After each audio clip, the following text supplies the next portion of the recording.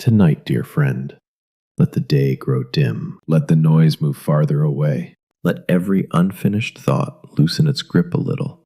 And let every worry that has been pacing the hallway of your mind begin, slowly and gently, to sit down and rest. You do not need to carry everything for these next few moments. You do not need to solve what has troubled you. You do not need to force your heart to be calm before coming near to God. Tonight, we are simply going to rest beside a story from Scripture. A quiet story, a tender story, a story for anyone who has ever prayed through tears, or through silence, or through words that never quite found their shape. This is the story of Hannah, a woman with a deep longing, a woman with a prayer too soft for others to hear, a woman who came before the Lord trembling, worn, and full of ache, and a woman who discovered that heaven can hear what earth cannot. So, as the night settles around you, and as your breathing begins to slow in its own gentle way, imagine a warm glow of lamplight near the sanctuary. Imagine the hush of evening. Imagine the sacred quiet of a place where God is near,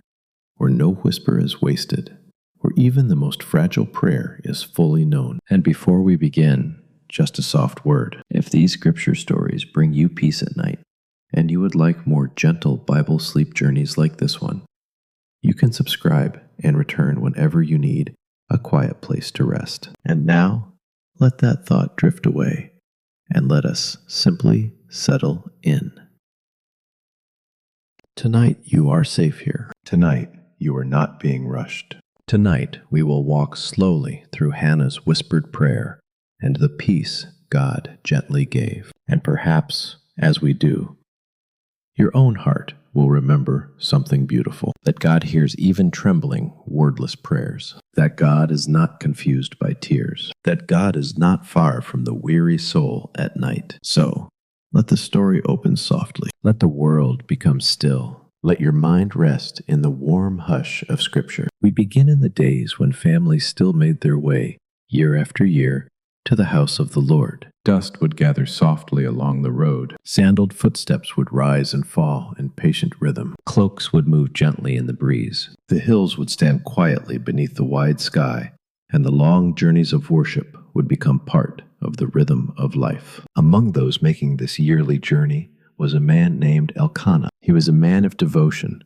a man who went up with his household to worship and to sacrifice to the Lord. The pattern was familiar. The road, the waiting, the preparations, the offering, the prayers, the return home. There is something peaceful in the repeated faithfulness of such things. The ordinary ways people turned their hearts toward God. Not flashy, not loud, simply steady.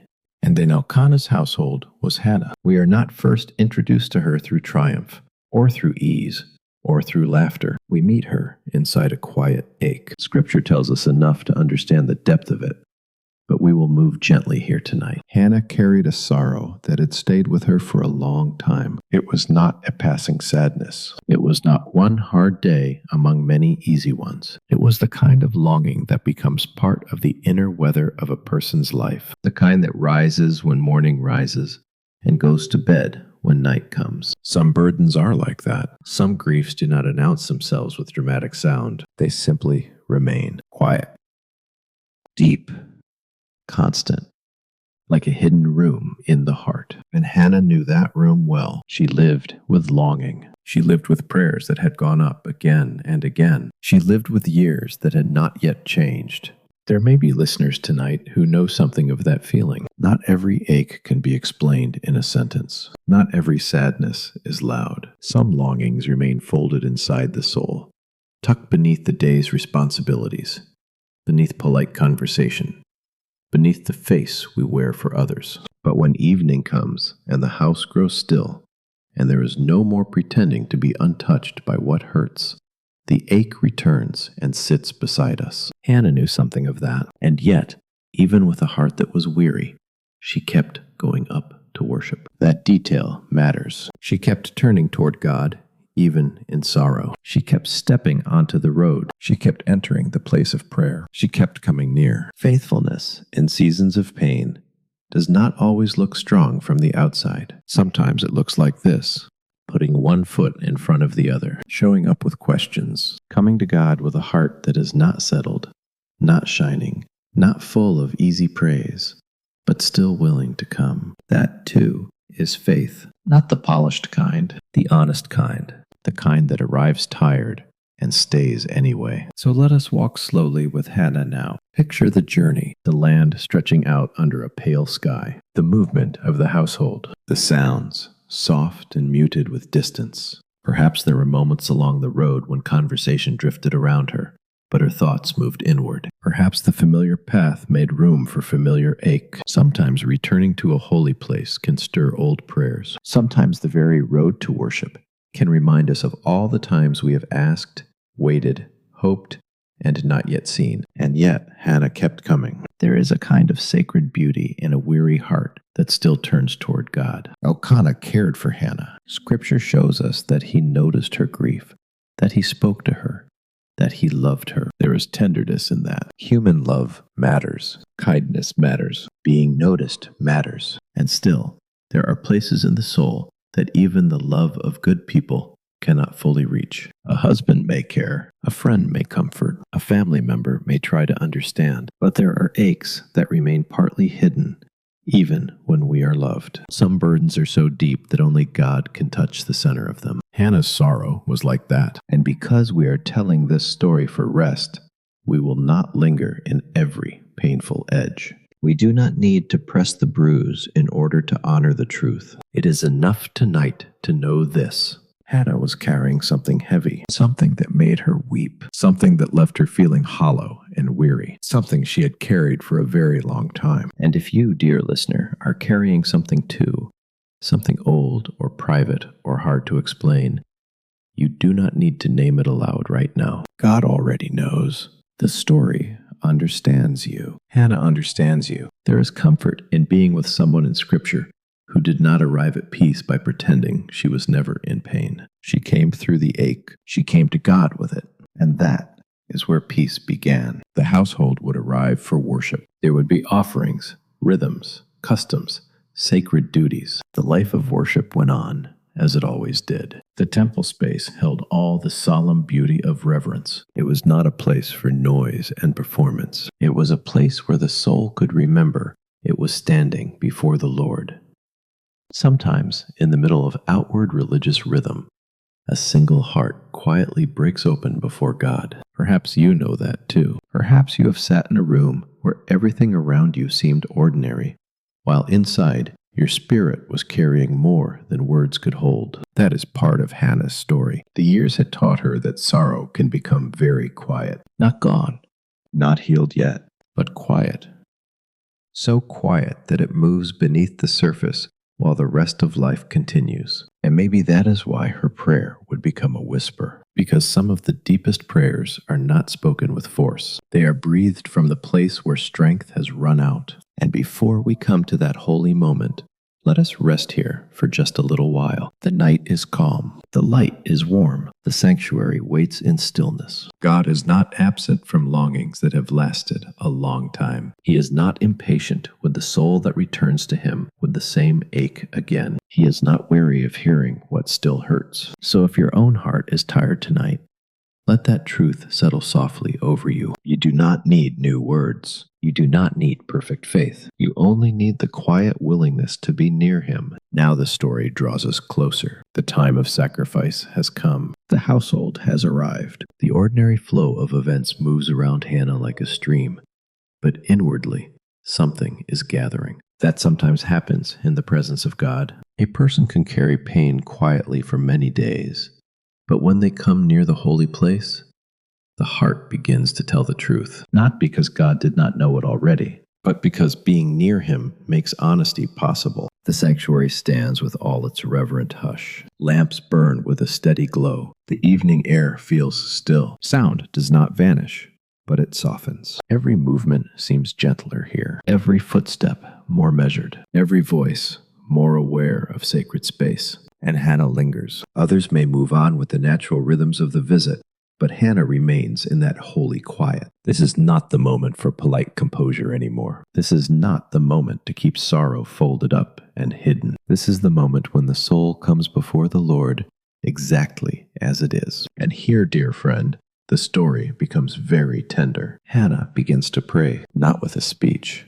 not with a loud cry, not with words meant for the ears of other people. She prays with lips that move and a voice that barely rises at all. Her prayer is almost silent. Her heart is full, but her sound is small. Her tears come, but not in chaos. They come the way deep waters come, from a place too old and too deep for performance. She is not trying to impress anyone. She is not trying to seem spiritual. She is not trying to prove anything with eloquence. She is pouring out her soul before the Lord. And that phrase alone could carry us gently through the night. Pouring out her soul, not hiding it, not decorating it, not managing it, not rehearsing the proper language first, simply pouring it out. Some prayers are like that, a loosening, a spilling, a trembling release into the presence of God. And perhaps that is one reason this story has brought comfort to so many hearts through the centuries, because Hannah shows us that the Lord welcomes the prayer that is too tired to sound beautiful. He welcomes the shaking voice, the halting thought, the tears, the lips that move when the words do not fully come. He welcomes the silent prayer, the whispered prayer, the prayer that nobody around us quite understands. Maybe especially that one. In the lamplight of the sanctuary, Hannah prays from the depths of who she is. Scripture tells us that she was in bitterness of soul and prayed to the Lord and wept much. But even as we honor those words, let us rest in the tenderness of what she is doing.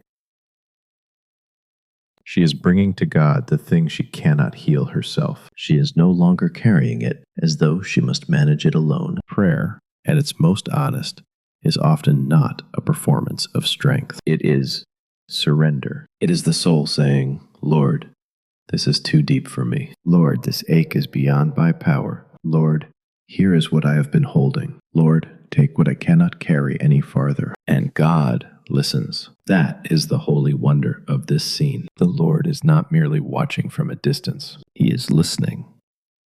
He hears the prayer that has almost no sound. He sees the sorrow hidden inside trembling breath. He understands what even Hannah may not be able to explain fully in that moment. He hears beyond language. He hears beneath tears. He hears the soul. For so many people, nighttime is when unspoken prayers rise. During the day, there are tasks to manage, conversations to have, routines to keep. But at night, when the outer world softens, the heart begins to speak. And sometimes it does not speak in full sentences. Sometimes it only sighs. Sometimes it only aches. Sometimes it only turns toward God and says almost nothing at all. Hannah's prayer gives dignity to that kind of night. If you have ever lain awake with thoughts too tangled to voice, this story says, God still hears. If you have ever tried to pray and found only tears, this story says, God still hears. If your heart has ever said more in silence than your mouth could ever say aloud, this story says, God still hears. And in the sanctuary, Hannah makes her vow before the Lord. Faithfully and reverently, she speaks of what she longs for and what she would give back into God's hands. We will hold that vow gently tonight, without strain, without turning the moment into something severe. Let it simply be what it was. The language of surrender, the language of trust, the language of a woman who did not come to seize an answer from God, but to place her deepest longing openly before Him. This is such a sacred image. A woman alone in holy stillness, a lamp burning nearby, a heart bowed low, lips moving, voice absent, heaven listening. If the night feels heavy for you, stay here a while. Stay in the warmth of that lamplight. Stay in the hush of a place where God is not disturbed by human weakness. Stay near the truth that you do not have to speak loudly to be heard by Him. He is not hard of hearing. He is attentive, tenderly attentive. He is near to the whispered prayer. And because this is a sleep story, we will not hurry past this moment. We will let it breathe. We will let it become a place to rest. So imagine again the sanctuary in evening stillness. the sacred quiet, the warmth of low light, the slow rhythm of Hannah's breath, the movement of her lips, the tears she no longer hides, the relief, perhaps small at first, of finally being honest before the Lord. There is peace in honesty with God, not always instant answers, not always immediate change, but peace in not hiding anymore, peace in being fully known, peace in allowing the burden to come out of clenched hands and rest in stronger ones. Hannah is doing that now, and now another figure notices her. Eli the priest sees Hannah there. From a distance, perhaps he does not understand what he is looking at. He sees her lips moving. He hears no sound. He misreads the moment. He speaks according to what he assumes, not according to what is actually true. This part of the story, too, touches something very human. To be hurting quietly is one thing. To be misunderstood in the middle of that hurt is another. There are times when the soul is already tender, already exposed, already near tears, and then someone interprets that tenderness wrongly, not because they are cruel beyond measure, but because people do not always see clearly. Human vision is limited. Human judgment can be hasty. Human understanding, even at its best, is partial. Hannah knows this feeling, and perhaps you do as well, to carry something deep, and then find that others only glimpse the surface. To be known by God more fully than by anyone around you. There can be loneliness in that, but listen to the grace in the story. Being misunderstood by man does not mean being missed by God. Let that truth settle softly tonight. Being misunderstood by people does not mean you are invisible to heaven. Being misread is not the same as being unknown. God sees more clearly than earth does. He knows the difference between rebellion and sorrow. He knows the difference between pride and pain. He knows the difference between silence that hides and silence that prays. And Hannah, with humility and quiet honesty, answers Eli. No sharpness, no bitterness, no defensive display. She simply tells the truth. She says she is a woman of a sorrowful spirit. She has not come in the condition he imagined. She has been pouring out her soul before the Lord. Again, that phrase returns. Pouring out her soul. It is one of the gentlest descriptions of prayer in all of Scripture. And in Hannah's answer, there is a calm dignity. She does not deny her sorrow. She does not mask her tears. She does not pretend to be less burdened than she is, but she also does not surrender the holiness of what is happening between her and God. This matters for weary hearts. There is a way to tell the truth about pain without losing reverence. There is a way to admit sorrow without becoming swallowed by it. There is a way to come to God brokenhearted and still remain deeply anchored in Him. Hannah shows us that way. Eli listens, and now the moment changes. Perhaps his face softens. Perhaps his tone becomes gentler. He understands more than he did a moment before. And he says to her, in effect, "Go in peace, and may the God of Israel grant the request you have asked of him." The words are brief, but they land like a small opening in a dark room. Go in peace.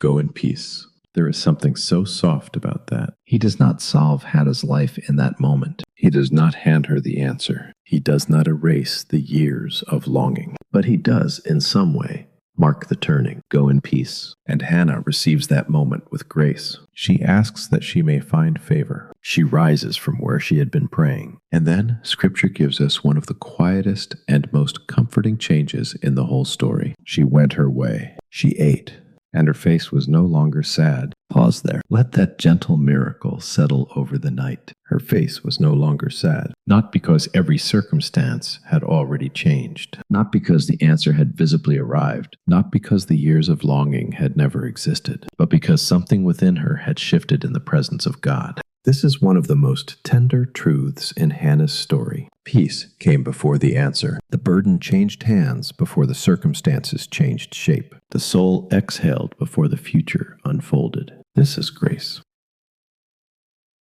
Sometimes God does answer outwardly in His time, and we will come to that. But sometimes the first gift is inward. Sometimes the first mercy is not the visible solution, but the quiet easing of a heart that has finally laid its ache before him. Hannah rose differently than she had knelt. The temple still stood where it stood. The world had not yet visibly rearranged itself, but Hannah herself was no longer carrying her sorrow in the same way. What happened there in the sanctuary? Perhaps nothing dramatic to the eyes of others. No thunder, no spectacle, no public announcement. Only this: a woman came in burdened and left in peace. That is no small thing. For those who lie awake at night, waiting for the whole of life to change before peace can come, Hannah's story offers another possibility. Peace can arrive before the answer. Peace can begin in prayer. Peace can be the soul's first sign that it is no longer alone under what it carries. Maybe that is a word for someone listening right now. Maybe you have been waiting to feel calm only after every question is settled, only after every fear is removed, only after every door opens, only after the future becomes clear. But what if, tonight, the Lord would meet you the way he met Hannah, not by giving you every answer before sleep comes, but by gently reminding you that you do not have to hold your burden by yourself. That peace is not always the same as resolution. Sometimes it is the sacred relief of being heard. Sometimes it is the soft loosening of a clenched heart. Sometimes it is the quiet knowledge that the Lord has received what you poured out before him. Hannah's face was no longer sad. Her countenance had changed. What a lovely phrase for the night. A changed countenance, a softened face, a spirit that has stopped straining, a woman who can sit at the table again, a woman who can eat, a woman who can breathe, a woman who has found some deep interior calm, not because pain never touched her, but because prayer did. Let us rest in that for a moment. The lamp still glows softly. The air remains still. God hears what the heart cannot fully say. God sees what others do not understand. God can place peace in the soul before the answer arrives. And you do not have to force that peace. You can simply rest near it. The night after prayer often feels different. Not always easy, not always bright, but different. Something has been handed over. Something has been named. Something hidden has come into holy light. And because Hannah has poured out her soul before the Lord, she can now step back into ordinary life with a lighter spirit. There is something so beautiful about that return to the ordinary. Sometimes we think spiritual moments must pull us out of real life entirely, but often the evidence of grace is that we can re-enter real life more gently than before. The meal can be eaten. The road can be walked. The body can rest. The face can soften. The soul can become less burdened. Prayer, at its deepest, does not always remove us from life. It often returns us to life with more peace. So Hannah goes on. Morning comes in its time. The household rises. They worship before the Lord and then return to their home. The journey back would have had its own quiet rhythm. Roads winding through familiar land. The sounds of travel. The slow movement of a family returning after sacred duties were done. But now perhaps Hannah's steps are different. Her sorrow has not vanished into forgetfulness. Yet it is no longer sitting on her chest with the same weight. This matters. Peace is sometimes subtle. Not a shout, a softening. Not an eruption, a settling. Not a loud certainty about everything ahead. A quiet trust in the one who heard. And if you have ever experienced a burden loosening after prayer, even before the situation changed, then you know this feeling. The mind may still have questions, but the heart is no longer pacing the floor. The problem may still exist, but it is no longer pressing from the inside in the same way. There is room to breathe again. Hannah has that room now. Her story continues in God's time. And the God who listened in the sanctuary does not forget what was poured out before him there. That is another tender truth this story carries. When Scripture says that the Lord remembered Hannah, it does not mean he had ever lost track of her. It does not mean she slipped from his mind and then returned. The language of remembrance in Scripture often carries the warmth of faithful attention, the active turning of God toward his people in his covenant care. He had always seen her. He had always known her. He had always heard. And in his time, the answer would begin to unfold. This too is important for sleep-worn hearts. God's delay is not neglect. Waiting is not evidence that heaven is closed. The Lord remembered Hannah. The Lord turned toward the very prayer she had poured out in silence. The Lord and Hannah conceived. We speak this now not with triumphal noise, but with quiet wonder. The answer she had longed for came. A child was given. The deep prayer that had once been only a trembling whisper in the sanctuary would now become flesh and life and breath in her arms. There is such sweetness in this part of the story. But let us walk into it softly. Imagine the first days when hope began to stir. The small, private noticing. The sacred astonishment. The guarded joy that perhaps grew by degrees. The way an answered prayer may first feel almost too holy to touch, as if the heart can only hold it reverently and whisper, "Thank you," again and again. Hannah, who had prayed with tears, now carried a quiet wonder within her. The one who had been misunderstood in the sanctuary was known by the Lord. The one who had left with peace before the answer now began to see the answer arrive, and in time the child was born. She called his name Samuel because she had asked him of the Lord. Even his name held the memory of prayer. Is that not beautiful? The answer was never detached from the God who gave it. The gift carried the imprint of dependence. Every time she spoke his name, she would remember the temple, the tears,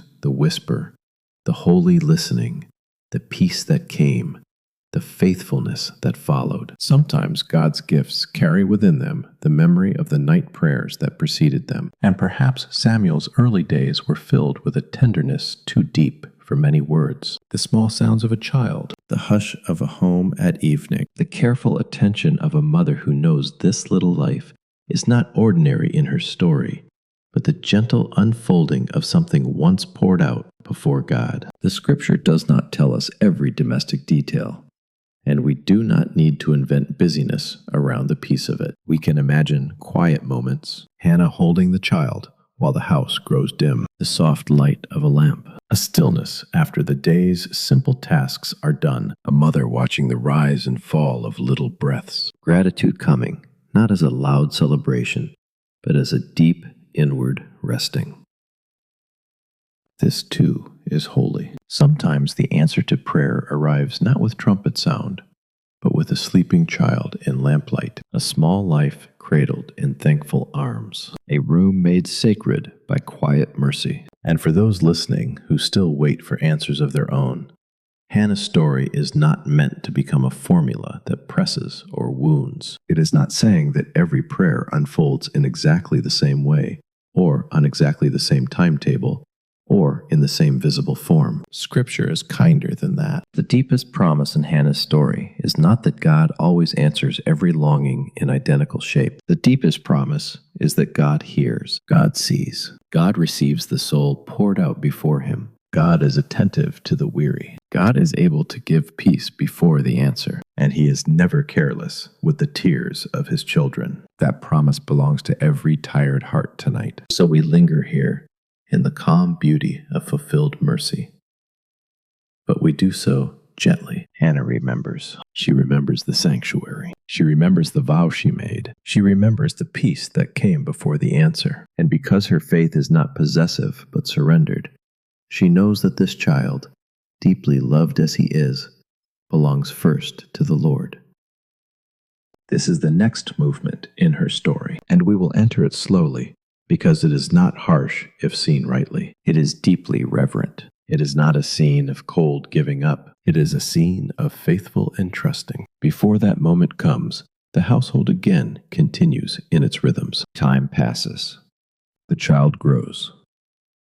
There is the warm, ordinary life of care. Hannah does not rush the holy things. She waits until the appointed time. There is wisdom in that. Grace often unfolds in seasons, not all at once. The soul need not hurry what God has already held. Perhaps that speaks peace to someone now. You do not need to hurry the next season. You do not need to force tomorrow while resting in tonight. You may trust the timing of faithful steps. Hannah does. And when the time comes, she returns to the house of the Lord. How full that return must have been. The same sacred place, the same holy nearness, the same God.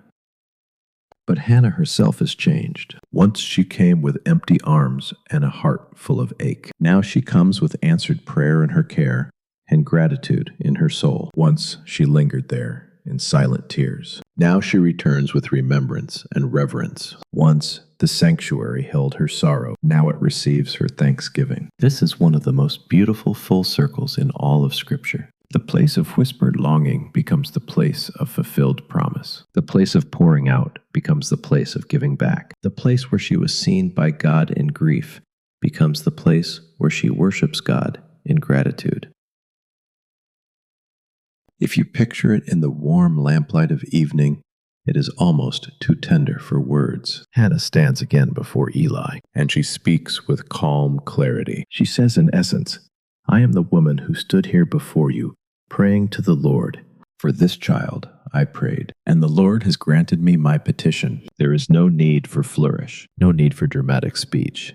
The truth itself is enough. I am the woman who stood here praying. What a sentence to carry into the night. I am the one who once wept here. I am the one who once whispered here. I am the one who once had no answer, only prayer. And now I stand in the same place, not empty, but grateful. How many times must Hannah's heart have remembered that earlier evening as she spoke? The lamp, the tears, the misunderstanding, the blessing, the peace,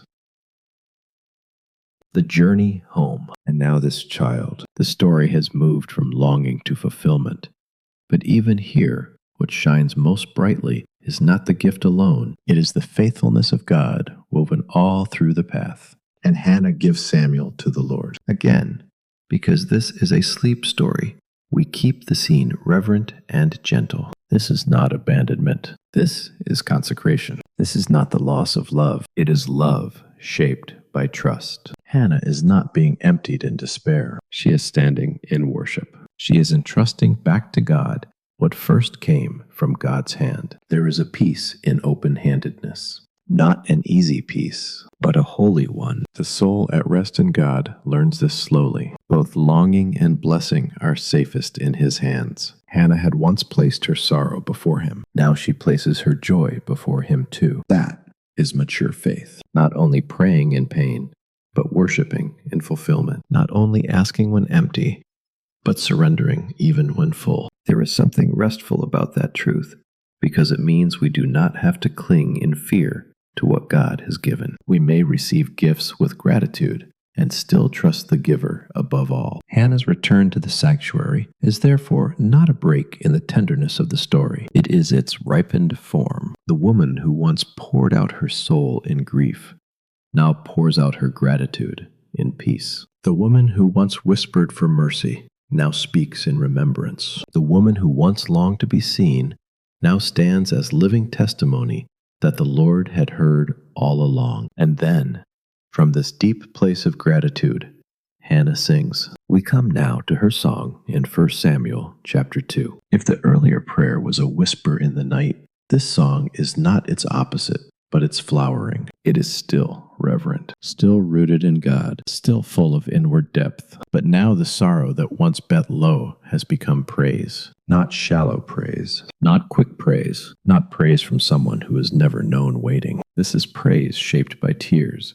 and transformed by faithfulness. And because we are resting tonight, we will receive the song slowly, as though sitting beside Hannah in the quiet after all those years, letting the meaning of her words rise like a low, steady melody. My heart rejoices in the Lord. That is where she begins. Not in herself, not in her own strength, not even first in the gift itself. In the Lord. Her heart rejoices in the Lord. There is sleep-giving comfort in that, because human circumstances alone can be so fragile. But Hannah's joy has found a deeper resting place. Her soul has anchored itself not only in what she received, but in the God who remains faithful through every season. She speaks of the Lord as holy. There is none like him. No one compares. No rock like our God. These are not abstract religious lines to her. They are lived truth. She has tested her sorrow in the presence of God and found him steady. She has poured out her weakness before him and found him attentive. She has waited in uncertainty and found him trustworthy. So when she says, "There is no rock like our God," she is not speaking in theory. She is leaning her whole life on that reality. How many weary listeners need that tonight? Not 1,000 answers. A rock. Not perfect clarity about tomorrow. A rock. Not the certainty that life will never ache again. A rock. The God of Hannah is that rock. Steady beneath trembling feet. Steady beneath a heart that has wept. Steady beneath a soul that is learning to trust. And Hannah's song continues. The proud are brought low. The humble are lifted. The weak are strengthened. The hungry are filled. The barren bears children. These reversals are not random. They are signs that God sees what the world overlooks. He is not impressed by surface strength. He is not fooled by outward display. He attends to the lowly. He remembers the humble. He lifts those bowed down. This is part of why Hannah's story is so safe for the tired heart. God is not only the God of the strong and composed. He is the God of the whispering woman in the sanctuary. He is the God of trembling lips. He is the God of hidden tears. He is the God who lifts the bowed head. He is the God who gives rest to the soul that can do little more than come near. And Hannah, singing now from the other side of deep longing, knows this in her bones. She sings of a God who holds life itself, a God who brings low and raises up, a God who governs human stories with wisdom deeper than human understanding, a God who guards the feet of his saints, a God before whom human strength alone cannot stand. This is not a harsh song, not when heard through the heart of Hannah. It is a song of profound trust. It says, in essence, the world is not finally held together by human striving. Our lives are not secured by our own power. The Lord himself is the keeper, the lifter, the judge, the faithful one. For anxious hearts, this is good news. You do not hold the whole world upright. You do not keep your life secure by endless thought. You do not preserve yourself by perfect effort. The Lord is God. The Lord is faithful. The Lord guards. The Lord sees. The Lord holds what you cannot, and therefore the soul may rest. Hannah's song is not rushed. Let us not rush it either. Imagine her speaking it with calm depth, perhaps under the same sacred hush that once held her tears. The holy place has seen her sorrow, and now hears her praise. And yet the praise does not cancel the sorrow that came before. It includes it. It rises through it. It is richer because it has been tested. Some of the sweetest praise in Scripture comes from hearts that have known ache, not because pain is good in itself, but because faithful love shines so brightly within it. Hannah knows the Lord differently now, not merely as the God of tradition, or the God of yearly pilgrimage, or the God spoken of by others. She knows him as the God who heard her. There is a sweetness in that kind of knowing, and perhaps that too is part of tonight's rest. Not only hearing about God, but remembering that he hears you. Not only learning truths in the abstract, but lying here in the dark and letting them become personal. The God who heard Hannah hears the listener. The God who saw her in lamplight sees you in this hour. The God who received her wordless prayer receives the prayers you have not known how to say. There is nowhere you must travel tonight to reach him. No sanctuary road to walk. No yearly pilgrimage to make. Through Christ, the God of Hannah is near. Near in the dark. Near in the sigh.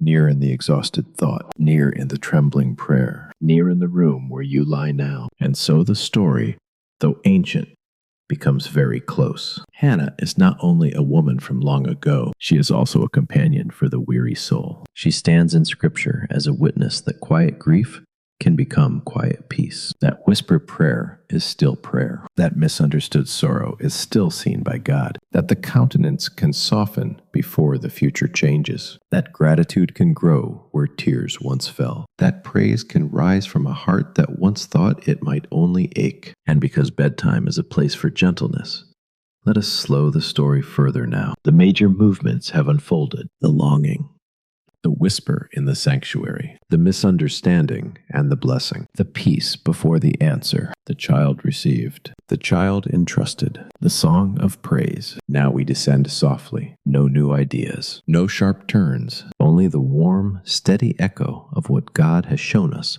in Hannah's life. Imagine again the sanctuary at evening, warm lamplight touching stone and fabric, shadows quiet and undisturbing, the still air of a holy place after voices have faded. In that place, Hannah once stood, with lips moving and no sound heard by human ears. And God heard her. Let that be the center of the whole night. God heard her.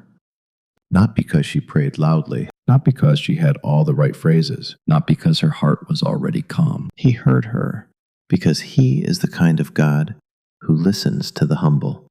He heard her because sorrow does not repel Him. He heard her because the prayer of the weary is not small to Him. God heard her, and because He heard her, Hannah could rise in peace. Perhaps not all at once, perhaps gently, perhaps with tears still drying, but truly, peace returned, not as a denial of longing, not as a forgetting of pain, but as a deep inward quiet that said, "The Lord has received this."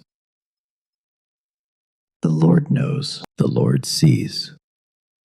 The Lord is near. What would it feel like tonight to let that peace come near you too? Not forced, not manufactured, not demanded, only welcomed. What if you did not need to solve your whole life before resting? What if you did not need to straighten every crooked thought before sleep? What if it were enough, for now, to whisper your heart toward God and trust that He hears better than you speak? Hannah's story gives permission for that. It gives permission for small prayers, for soft prayers, for nearly wordless prayers, for tears, for pausing, for breathing, for leaving the sanctuary or the bedside or the long hallway of thought a little lighter than before. And perhaps the most tender part is this. The peace came while Hannah was still waiting. That means hope does not have to be postponed until every answer arrives. The weary soul may taste rest even in the middle place, even before the visible turning, even while tomorrow is still hidden. That is such a gift, because so much of life is lived in that middle place, between prayer and answer, between sorrow and song, between asking and seeing, between kneeling low and rising lighter. Hannah lived there, and God met her there. So if you are in a middle place tonight, you are not outside the reach of grace. The God of Hannah is not waiting only at the end of the story. He is present in the middle, present in the sanctuary before the answer, present in the tears before the child, present in the quiet blessing before the change, present in the softening face before the future opens, present now, here, with you. The night grows deeper, the story grows softer, and we can begin to let its images drift through the mind like gentle lantern light. A road to worship under a calm sky, a weary woman walking faithfully, a sanctuary in warm stillness, lips moving in silent prayer, a misunderstanding that does not disturb heaven, a priest's blessing, a face no longer sad, a home where peace begins to return, a child cradled in gratitude, a mother standing again before the Lord, a song rising from a healed heart, all of it held in the quiet faithfulness of God. Sometimes one image becomes the place where a soul rests best. Perhaps yours is the lamplight. Perhaps it is the phrase, pouring out her soul. Perhaps it is, go in peace. Perhaps it is, her face was no longer sad. Perhaps it is simply this, God heard her. Whichever image your heart leans toward tonight, let it remain. You do not need to chase every thought. You do not need to hold every line. Let one truth stay near. God hears whispered prayer. And because this is a sleep story, let us now turn that truth over gently, in different ways, like a smooth stone in the hand. God hears the prayer you speak aloud. God hears the prayer you cannot fully form. God hears the prayer hidden in your tears. God hears the prayer beneath your sighing. God hears the prayer that feels weak to you. God hears the prayer you have repeated many nights. God hears the prayer you are almost afraid to name. God hears the prayer you think is too small. God hears the prayer you think is too worn out. God hears, not impatiently, not distantly, not reluctantly, tenderly, fully, lovingly. He hears, and because he hears, you may rest. You may not have the answer tonight. Hannah did not at first. You may not have full clarity tonight. Hannah did not at first. You may still be in the middle of your own waiting. Hannah was for a time, and yet peace may still come close. The heart may still exhale. The face may still soften. The shoulders may still lower. Sleep may still arrive like a kind mercy.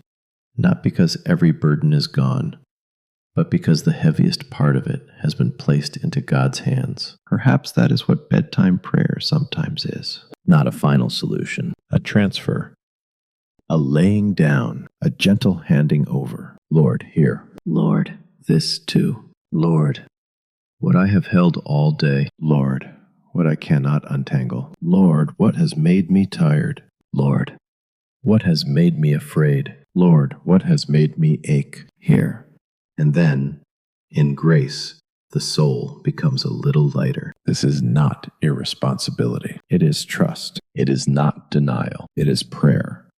It is not weakness to need God at night. It is wisdom. Hannah knew that.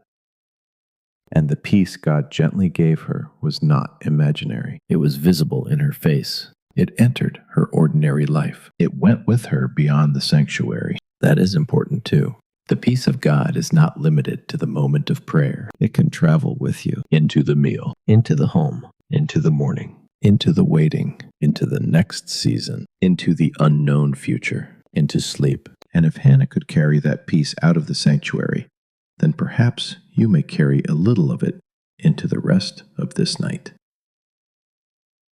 Not by effort, by receiving. Let the story do its quiet work. Let Scripture become a blanket, not a lecture. Let the life of Hannah sit beside you like a calm companion, a woman who once felt the weight of unanswered longing, a woman who came near in honesty, a woman who discovered she was not alone in her sorrow, a woman who found peace in prayer, a woman whose song would later tell the world that God lifts the lowly, the humble, the worn, the trembling, the ones who do not arrive with thunder, the ones who whisper, the ones who come at night, the ones who say very little, the ones whose lips move with prayers no one else hears. God lifts the lowly. If that is all the story gave us tonight, it would be enough. God lifts the lowly. He does not step over them. He does not overlook them. He does not leave them in the dust of their own sorrow. He lifts them. Sometimes first by giving peace, sometimes by changing the future, sometimes by both, always by being near. And now the lines of Hannah's song may begin to feel like the hum of truth beneath sleep. There is none holy like the Lord, no rock like our God. He raises the poor from the dust. He lifts the needy.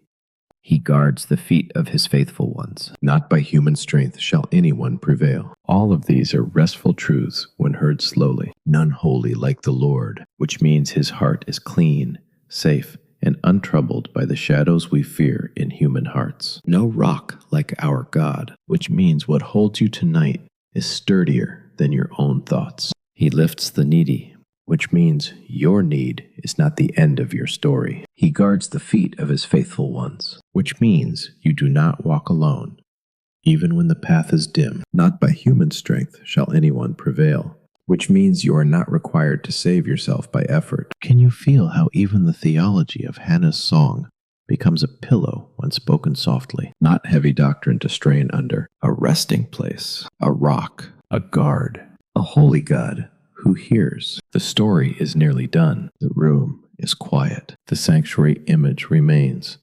But perhaps it is gentler now, blurrier now, like a dream lit by warm gold. And perhaps Hannah herself is no longer standing in active grief before us. Perhaps she is farther back in the scene now, no longer at the center as a struggling woman under burden, but as a calm figure in memory, her countenance softened, her heart steadied, her song rising and then fading into night. The focus can return now to the listener, to you, to your own breathing, to the weight of blankets, to the softness of darkness, to the possibility of rest. The God who met Hannah does not change. He is still the God who hears, still the God who sees, still the God who receives the soul poured out before him, still the God who can place peace in the heart before the answer comes, still the God who remembers with faithful love. So if there is a prayer in you tonight, even a small one, even an unfinished one, even one made only of longing and quiet, it is enough to turn it toward him. He hears the trembling prayer. He hears the tired prayer. He hears the repeated prayer. He hears the hidden prayer. He hears the prayer you have not told another soul. He hears. And because he hears, you are not alone in this night. Not alone in your room. Not alone in your thoughts. Not alone in your waiting. Not alone in your sorrow. Not alone in your hope. The God of Hannah is near. The peace that touched her story can drift like gentle light over yours. No need to hold on tightly now. No need to keep watch over every fear. No need to argue with every anxious thought. You may let them pass. You may let them quiet. You may rest under the listening care of God. The sanctuary grows stiller. The lamps burn lower. The air remains warm and hushed. Hannah's whisper has become part of the sacred memory of God's people. And tonight, perhaps, your whisper joins it. Not compared, not measured, simply heard. A whisper in the night. A soul poured out. A God who listens. A peace that comes softly. And now we let the words become even softer, even slower. The day is ending. The striving can end too. The questions may rest where they are. The future may stay in God's hands. The heart may loosen. The mind may grow quiet. The breath may ease. The body may become heavy with rest. The God who heard Hannah hears you. The God who saw Hannah sees you. The God who gently gave peace to Hannah can gently hold you through this night. Rest now. Rest without having to know everything. Rest without fixing everything. Rest without fearing that your small prayer is too small. Rest knowing that heaven bends close to whispers. Rest knowing that the Lord is kind to trembling hearts. Rest knowing that your tears have language before God. Rest knowing that peace may come before the answer. Rest knowing that you are seen. Rest knowing that you are heard. Rest knowing that you are not forgotten. The story has done its quiet work. It has carried us from longing to prayer, from prayer to peace, from peace to promise, from promise to praise. Now even that movement can fade into stillness. No more effort, no more reaching. Only the slow settling of the soul, only the hush of lamplight, only the nearness of God, only the safety of being held in faithful love. If your mind wanders, let it return to one soft line. God heard her. If your heart stirs, let it rest on one soft line. Go in peace. If your thoughts continue to move, let them move more slowly around one soft line. Her face was no longer sad, and if you need no words at all now, that is fine too. Hannah has already shown us that the deepest prayers sometimes have almost no sound. So let silence be holy. Let drowsiness be gentle. Let sleep come without fear. Let the night be watched over by the Lord. And if there are still tears tucked quietly inside you, they do not disqualify you from rest. Hannah wept and was heard. If there is still longing in you, it does not disqualify you from peace. Hannah waited and found peace before the answer. If you feel misunderstood by others, you are not hidden from God. Hannah was seen. If you feel weak, you are not far from the heart of the Lord. Hannah's story belongs to the lowly and the tired